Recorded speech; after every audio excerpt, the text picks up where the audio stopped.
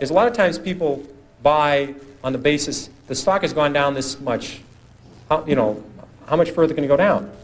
I remember when Polaroid went from 130 to 100. People said, "Here's this great company, great record. If it ever gets below 100, just buy every share." And it did get below 100. A lot of people bought on that basis, saying, "Look, it's gone from 135 to 100.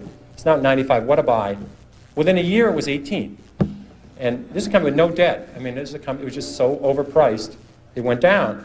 I did the same thing in my, I think my first or second year at Fidelity. Kaiser Industries had gone from $26 a share to 16. I said, "How much lower can it go?" It's 16. So I think we bought one of the biggest blocks ever on the American Stock Exchange of Kaiser Industries at 14.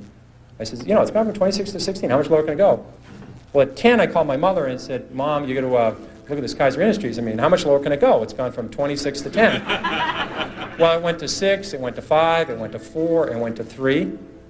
And now, fortunately, this happened rapidly, or I would probably be still caddying or working at the Stop and Shop, but it happened fast. So I was able to, it was compressed.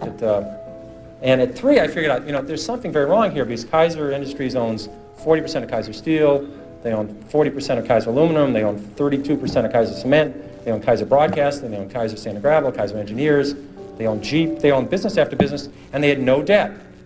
Now, I learned this very early. This might be a breakthrough for some people. It's very hard to go bankrupt if you don't have any debt. It's tricky. Some people can approach that. It's a real achievement. But they had no debt, and the whole company at 3 was selling at about $75 million. At that point, it was equal to buying one Boeing 747. I said, "There's something wrong with this company selling for $75 million. I was a little premature at 16, but I said, "Everything's fine, and eventually this will work out."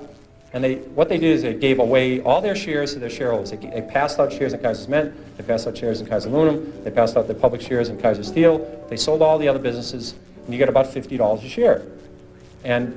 But if you didn't understand the company, if you were just buying on the fact the stock had gone from 26 to 16, and then it got to 10, what would you do when it went to 9? What would you do when it went to 8? What would you do when it went to 7? This is the problem that people have, is they sell stocks because they didn't know why they bought it, then it went down, and they don't know what to do now. Do you flip a coin? Do you walk around the block? What do you do? Psychiatrists haven't worked so far. I've never seen them running in. The Psychological Psychiatry Fund, I've never seen listed for with the SEC to make it through as a mutual fund. So they haven't seemed to help. I've tried prayer. That hasn't worked. So if you don't understand the company, you have this problem when they go down. Eventually, they always come back. This one doesn't work either. People think RCA just about got back to its 1929 high when General Electric took it over. A lot of double nits never came back. Remember those beauties? Floppy disks, Western Union. The list goes on and on. People saying it'll come back. Well, it doesn't have to come back. Here's another one you hear all the time. It's $3. How much can I lose? I've had people call me up saying, "I'm thinking of buying this stock at 3. How much can I lose?" Well, again, you may need a piece of paper for this, but if you put if you put $20,000 in a stock at 50, or your neighbor put $20,000 at 50 into the stock, and you put $20,000 in at 3, and it goes to 0, you lose exactly the same amount of money, everything. And people say it's 3. How much can I lose? Well, if you put $1 million on it, you can lose $1 million.